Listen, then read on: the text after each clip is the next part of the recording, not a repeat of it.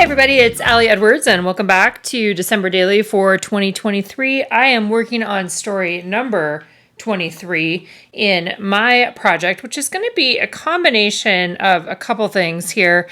As I was looking in my photos to see what was happening on the 23rd, this is kind of, it seems like at this time of the year where it's like 21, 22, 23, 24, 25, I'm often doing things that are related to, the 23rd, the 24th is always going to be Christmas Eve. The 25th is always going to be a Christmas story. The 23rd, we had a bunch of kids over. And so I was thinking, that really is a big story of the season that we are in right now. And I know that in some of the stories that I've done here, I've mentioned that we had Audrey's party, different variety of things. I'm kind of looking back through, seeing different pictures with the friends. But Anna had a bunch of friends over. And so what I want to do for this one, so I'm going to include that, and I'm also going to include our holiday card and then my letters to family, which is something that I put together during our prep day. And so I'll talk a little bit more about that in a minute. But what I'm going to do for this one, so this again is working off the back of, this would have been my story 21 and 22. I'm actually just going to, let's pull this page out of here. I've been doing a lot this year with circles. And as I was thinking today of how I wanted to put this one together, I'm pretty sure I just want to do a circle thing again. So that's what I'm going to do. Because when I looked at this, I at this point in the process, when it gets down to these last couple days, a lot of it is looking at, what are the products that I still have that I want to include? Are there things that I haven't used yet that I know for sure that I want to get in here? So I'm thinking a little bit about that, and then also not wanting to feel the pressure of that, finding the balance between those things. So one of the papers that I did really love this year is this fun XO with the red and green X's and O's. And I wanted to use this photo, which is a photo of a bunch of Anna's friends here at the table, around the table. And I was thinking that I could do another thing where it's like this. I wanted to use the So Much Joy too. The wreath, I want to get a tree on here. And what I want this to do most likely is be another one that moves around. And so I like the idea of normalizing being okay that we use some similar design things as we go along, right? So a few days, like story 18, that had a circle, right? That was on top of a big full page photo. So for this one, instead of doing a full page photo, I'm going to do pattern paper, but it's going to have this, a similar sort of mechanism with the circle and the journaling. I had a lot of circles this year. I almost always have a lot of circles. I started off with circles in the very beginning, and so it's kind of just continuing that on again. Oh yeah, I remember that was the one from the very, it's like this feels like it was so long ago, and in some ways it literally was months ago, right, that I was working on that. So I'm just going to move ahead with putting this one together. Pretty sure that my circle size here is, what did I do? 3.5, and I think I have a punch for that. So let's deal with getting this all together here. And one thing you might see is I did punch holes in here. That's because I was thinking I was going to use this for something else that I had started. I don't remember that was a few days ago now, I had one idea that I started with and then I didn't finish it, and I think that was part of that one. So let's just get this guy on here. I'm kind of thinking about doing a little bit of washi tape around because I know that this one is a little bit imperfect with the cuts here, and rather than cutting down what I'd already done on there, I think I'm going to frame this whole thing with some of the washi tape from my stash. And then I'll trim along the edge here. Actually, I think with this one I'm going to use scissors.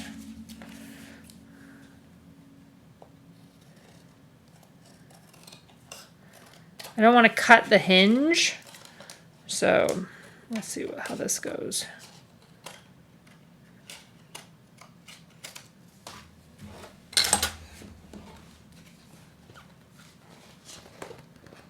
That's still okay.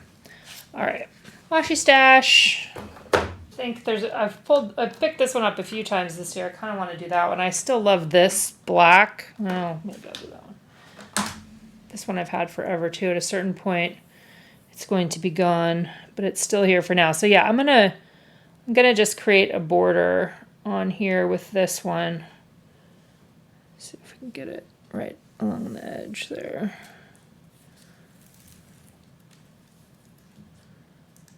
And you could do this with pattern paper, you could do it with ribbon. I just have a decent stash over the years. So some of these are, you know, old.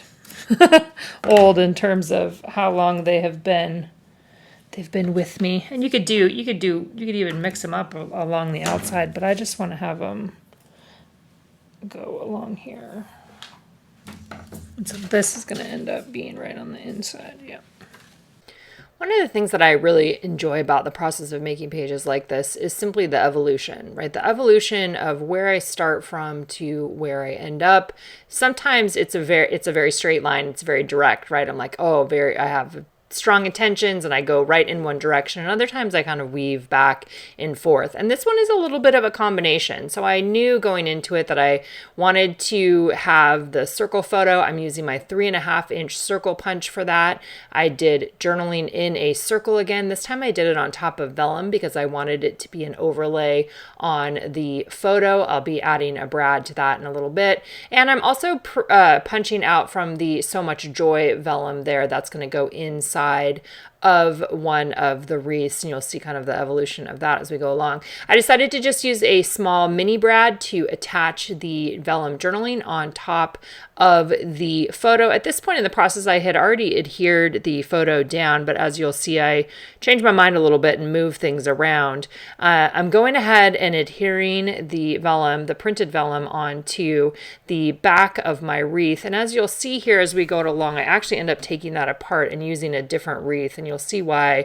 Another choice that I decided to make was that I felt like the photo and journaling needed a little bit of a border separating it from the small background design of those X's and O's. So I used a 4-inch circle punch just with some white cardstock to be able to give that a little bit of separation of space. Initially, I was thinking that the wreath would be adhered on to the page with another brad, like a brad up above. But as I was thinking and looking at my table, I still have some of the beautiful velvet ribbon that I got for our tree this year. And I love the idea of incorporating some of the things that I've added in earlier in the album. And that pop of red just feels like what is supposed to be on that page. So I'm going to end up using that to hang my wreath. So you can see what I ended up just doing right there is I actually decided to switch to the wreath, one of the wreaths with the berries on them. And then I'm going to take the other wreath and I'm actually going to cut it in half and use half on one side and half on another side. With the wreath, I did use red line tape to adhere the velvet ribbon on there. And then I also ran it through the sewing machine just for a little bit of extra sticking or, you know, keeping it in the right place. Then you can see that I took one of the other wreaths, I cut it in half. I'm also punching out some vellum with the 3.5-inch circle punch there that can go on the inside of these wreaths that are going to get placed horizontally next to my journaling and next to that other wreath there. And so now I'm going in, I'm committing to my placement, and then I'm going back here and I'm adding on the vellum, knowing that those will probably be a little home for maybe an embellishment or the story number. And that's what I end up doing is adding the story number on one of them and a small chipboard star on the other side. Originally, I didn't plan on having any extra things on the sides there with the wreaths, but I love how this turned out. And you can see that I am going ahead and I'm pulling up the washi tape and I'm actually going to end up using that as a way to hold that hanging wreath in place. And as I'm doing that, I'm like, oh, maybe I could do like, maybe it almost looks like a present. What if I put this, getting curious, right? What if I put some of the ribbon down below also that kind of just anchors it a little bit more. So even from it being a hanging wreath, now it kind of is more like a present. It's just bringing in a little bit more color. So I'm going to do the same thing on the bottom that I did up on the top with the velvet ribbon there. I'm tucking it underneath of the washi tape. In the end, I actually end up adding a staple on there as well, just to make sure that it sticks in place, using my scissors there, and then just pressing down with my fingers to actually hold it in the right place. Going to do the same thing up on the top there as well. I think the top one is where I ended up stapling it. This is also one of the times when I kind of wished I had some of the little tiny magnets that I could use on here, because the magnet would help keep, and I actually might order some of those. I'm going to look on Amazon. The magnet would keep the wreath in place until you lifted it up. So for embellishing, I decided I wanted to add on one of the felt trees from the main kit. I'm adding it right on top of the vellum, and I'm going to do another one of the French knots on here. So again, echoing back to some of the things that I've done earlier in the album. I actually screw up on this particular French knot. I don't hold down the tail good enough, and it doesn't, doesn't pull through all the way. So I actually end up taking it all off again, because that's what we do. And when it was just two, it was like sticking up too high. So I pull the whole thing off and I retie it again, go through that process again, make sure that I'm holding down the tail a little bit tighter there as I pull it through, which will give me a tighter knot overall. And again, I think this is one of those things where the more you practice it, the better you get at it. But I love my little guy that ended up there. I went in my stash and grabbed some different numbers that we've had in the past, just mixing it up a little bit. The other numbers from the kit would work just fine on there. And then I'm also adding a chipboard star, just one of the little gold chipboard stars. Loving it, totally loving how, pulling it up, being able to see the little layers underneath there. I also took one of the clear stickers from a clear sticker sheet that says together and added that onto the photo of Anna and her friends.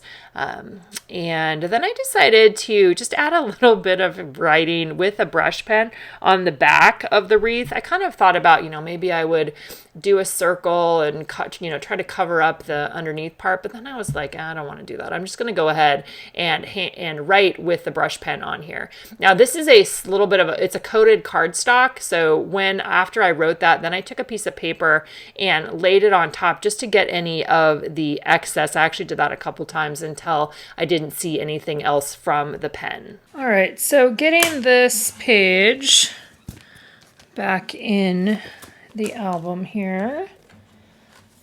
Get these two guys tucked inside.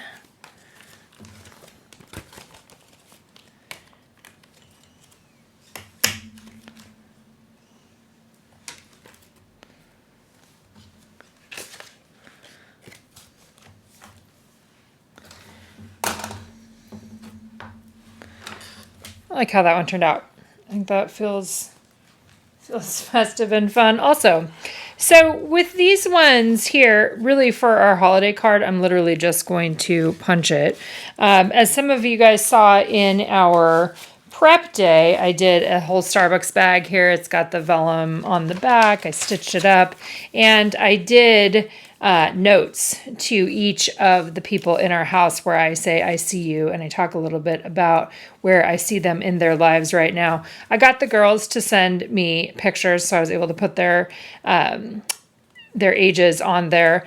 The rest of them, the boys did not. So I actually am probably going to add one for Simon on here, but these are some of those things that I don't need to do it right now, and I'll probably make another couple of the shakers for these too. So I think I know I have a Simon one, and I might have one for the other guys too. But this is when I had them actually all finished. This is what it looked like. But I don't really, when I look back over my past albums, it's, in these cases, like it's the words, right? I love having the words. So I'm going to feel pretty good about that, regardless of even if I have, ribbons and things on the other ones. So this is just going to be in here after story 23. And then I will be working on Christmas Eve next, story 24 next. I am going to punch the holes in our holiday card, which was a fun one to do. We actually did that on Thanksgiving when we were all together. But let's go ahead and punch the holes so we can just add it in. This is what I've been doing with my Christmas cards pretty much every year now is simply adding it into the album. As always, thanks again for being here, and I'll see you back here again soon for story 24 and 25. As always, let me know if you guys have any questions in the comments below.